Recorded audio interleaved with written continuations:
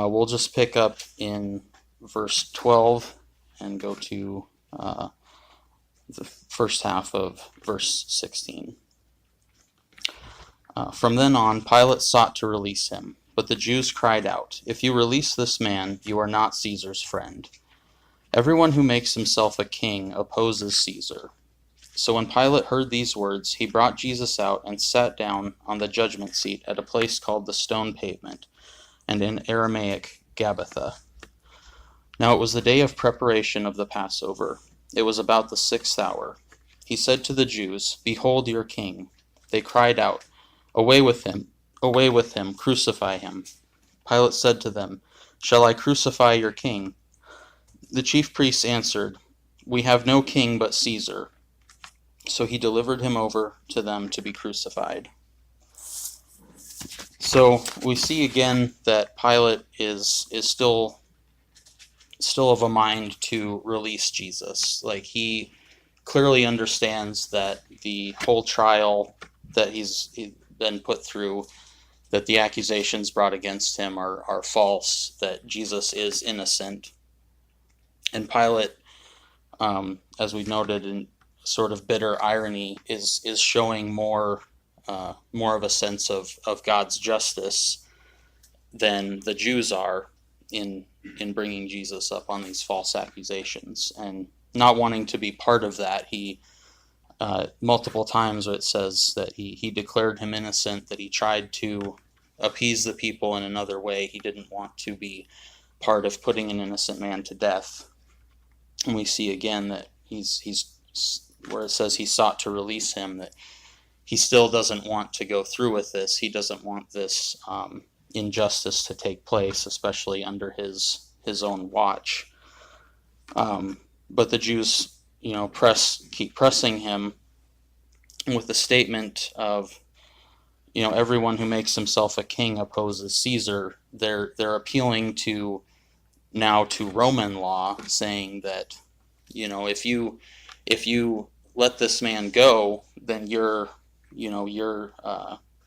doing injustice on the part of Rome. You're opposing Caesar by not punishing this man for what we're telling you he's done, which Jesus never actually did make that claim, at least. And even in Pilate's interrogation of him, when he did admit to being a king, he said, "It's my kingdom's not of this world." And basically Pilate felt that, he had no basis for punishing him on that, because there was no threat from Jesus as a sort of insurrectionist or someone who was trying to set himself up as a king. But the Jews keep pressing to have him crucified. Let's see. So the word Gabbatha here, the place where they're at, I couldn't find very much on it. The best I could tell is it's a place where it was like half of it was considered common and half of it was considered holy, so that it was a place where the Jews and Pilate could meet together, because Pilate, being a Gentile, would be considered unclean, so he would have to come in through the common side, and then the Jews would be on the other side of it. And I know it seems kind of shaky history a little bit, but that was all I could really find on it. So do your own research, I guess. I wasn't able to find much on it. So in verse 14, it says it was about the 6th hour and the day of preparation of Passover. So the 6th hour was the time when the priests would begin sacrifices for the day. And so it's kind of a poor reflection on these.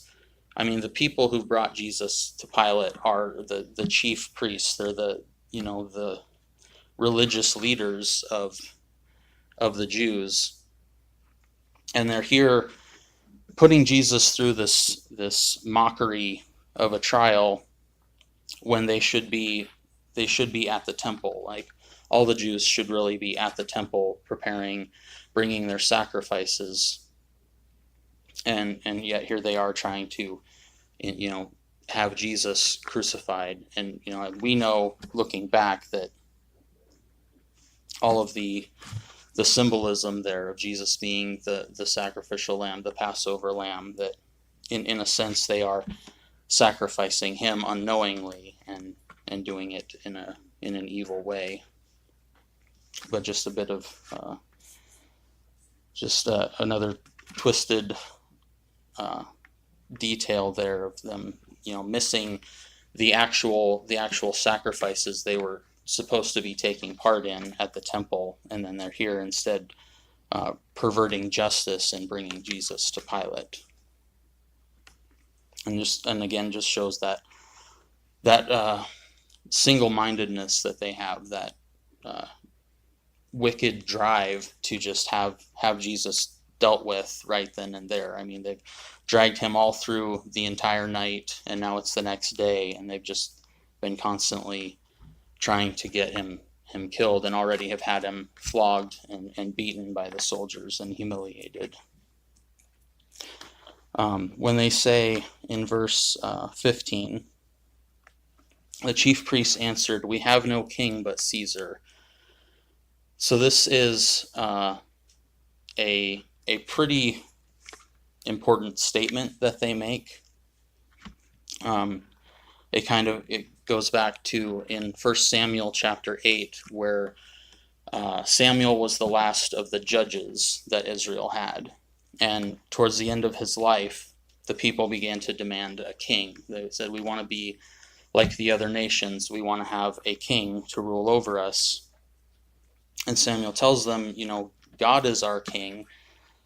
And they keep saying, "We want a king, we want a king." Samuel goes to God, and God says, "Go ahead, give them what they want. They haven't rejected you, Samuel, but they've rejected me as God." And then Samuel even tells them, like, here, if you have a king, these are the things that are going to happen. These are the things that he's going to do, and lists out all of these things that are not good, that they'll have to put up with, but they still demand a king. And then, of course, God gives them Saul, and that goes south. But it kind of harkens back to that, because they're, again, rejecting God. They're rejecting Jesus, who now, as their king, is both a human king and God at the same time. And yet they still reject him. And then they're, and appealing to Caesar, it's less that they're wanting to, submit themselves to Caesar, but more that they're just rejecting Jesus and ultimately rejecting God again, just as they've done. We see that they tend to repeat their history quite often. And then they're also committing the same crime that they're accusing Jesus of, which would be blasphemy and idolatry, in rejecting God for a human king. They're blaspheming and basically making him an idol. And so that now Pilate, fearing what they have said to him, and basically appealing to Caesar in this way, and saying that if he doesn't sentence Jesus, that he is defying Rome. So it's kind of the last straw for Pilate, where he gives in and gives them what they want, and delivers Jesus over to crucifixion.